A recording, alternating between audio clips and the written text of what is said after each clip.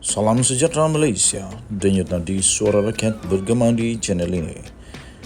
Jangan lupa tekan butang subscribe, like dan share. Malaysia kita punya, cintai Malaysiaku, kita jaga kita.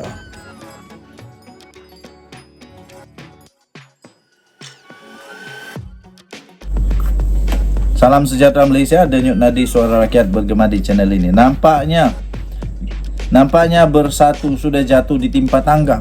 Sudahlah, mereka tak kuat lagi. Sekarang hancur, berkecai dengan perpecahan. Dah 5 orang keluar daripada sokong Muhyiddin, sokong kepada Anwar. Sekarang ini mereka berharap adalah mungkin kerjasama dengan bekas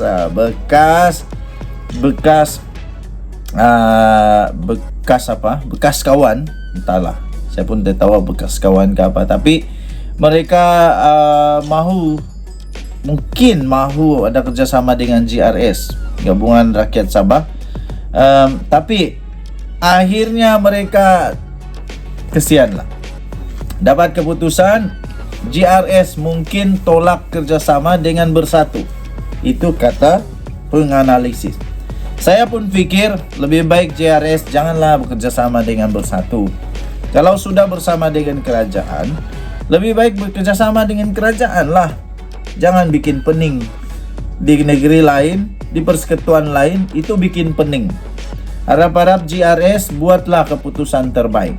Jangan bikin pening. Di negeri Umbangkang, di persekutuan dengan persekutuan hairan bin ajaib. Nanti susah begitu. Tapi kalau GRS memang tolak kerjasama dengan Bersatu, memang kesian lah Muhyiddin. Kesian. Dia hanya ada satu lagi tempat berpaut, PAS. Itu sejalah. Nasib baiklah PAS terima. Kalau tidak, entah macam mana Bersatu. Kuatkah tidak? Tidak pastilah. GRS mungkin tolak kerjasama dengan Bersatu, kata penganalisis. Penganalisis berkata parti pemerintah Sabah itu tidak mendapat sebarang kelebihan sekiranya menerima Bersatu dalam gabungan itu. Saya dah kata, bikin apa? Tiada kelebihan pun. Bersatu bukan kuat pun di Sabah. Bukan kuat pun di Sabah, tidak. Bersatu tidak kuat di Sabah sekarang ini. Dulu ya mungkin kuat sampai boleh menang. Tapi sekarang ini, saya rasa tidak kuat lah. Hampir-hampir tidak disebut sudah ini Bersatu di Sabah. Petaling Jaya penganalisis politik berasa ragu-ragu tentang reaksi Gabungan Rakyat Sabah GRS terhadap cadangan terbaru oleh Bersatu untuk bekerjasama menjelang pilihan raya negeri itu akan datang. Ini daripada FMT, daripada Free Malaysia Today, 2 Disember.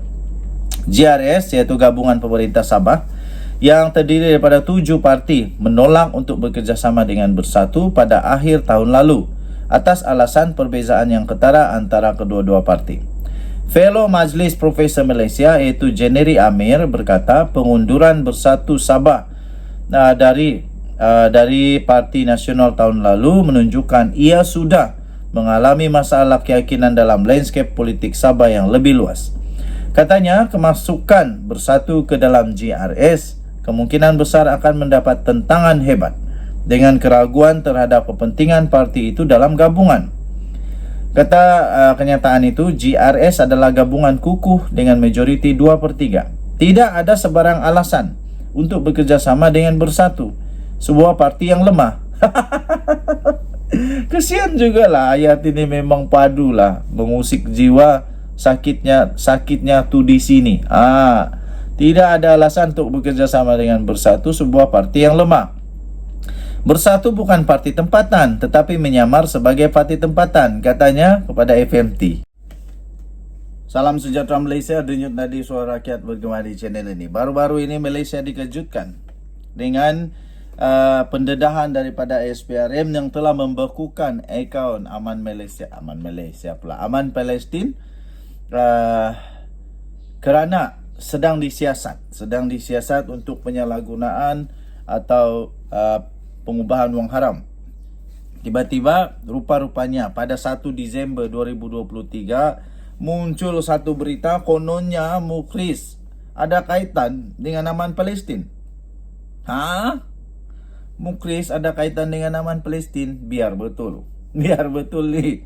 Akhirnya, tapi apapun, akhirnya Mukhris tampil memberikan penjelasan. Tapi memang agak mengejutkan lah. Kenapa tiba-tiba nama Mukhris ada di situ? Kenapa tiba-tiba nama dia ada di situ? Dia belum cukupkah dengan masalah yang sedang melanda dia dan partinya?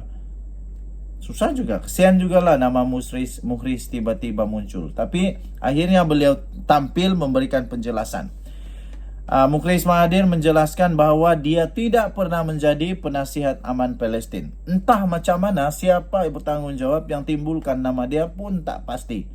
Entah macam mana tiba-tiba Mukhris punya nama ada di sana. Tidak ada nama lain kah yang boleh disebut? Kenapa nama Mukhris juga? Presiden Perjuang itu berkata, beliau tiada sebarang kaitan dengan NGO itu. Ini daripada laporan FMT 1 Disember 2023. Jadi penafian Mukhris Mahathir itu menyusul catatan lama aman Palestin yang muncul semula di media sosial. Rupanya ada ungkitan lama. Presiden Pejuang Mukhris Mahathir menafikan beliau pernah menjadi penasihat aman Palestin dan menegaskan beliau tiada sebarang kaitan dengan NGO itu. Penafian itu muncul catatan lama aman Palestin yang mengucapkan tahniah kepada Datuk Mukhris yang dikatakan penasihatnya atas penganugerahan darjah kebesaran Kedah yang muncul semula di media sosial yang menimbulkan banyak persoalan mengenai hubungan Mukhris dengan NGO itu.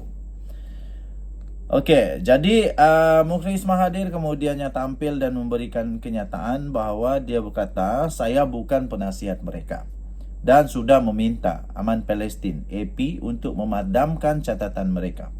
Saya tak pernah menjadi penasihat mereka, kata bekas Menteri Besar Kedah itu kepada FMT. Aman Palestin sekarang ini sedang disiasat oleh Suruhanjaya Pencegahan Rasuah Malaysia ke atas dakwaan penyalahgunaan dana sumbangan sebanyak 70 juta ringgit Malaysia. Minggu lalu, agensi anti rasuah itu membekukan 41 akaun bank yang membabitkan dana lebih 15 juta ringgit Malaysia yang dikaitkan dengan Aman Palestin dan beberapa entiti lain. Pada Isnin lalu, Peguam Aman Palestin iaitu Rafiqi Rashid Ali memberi 3 hari kepada SPRM untuk menyahbekukan akaun bank NGO itu atau berdepan tindakan undang-undang.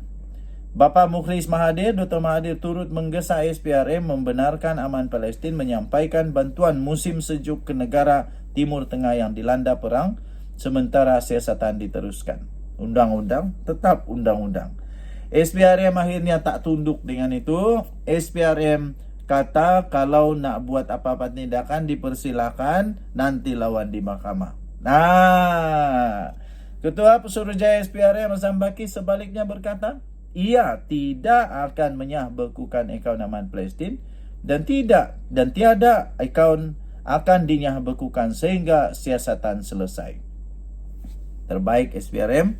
Jadi sudah ada penafian daripada Mukhris dan Mukhris sudah mengakui bahawa dia bukan dan tidak pernah menjadi penasihat kepada Aman Palestin.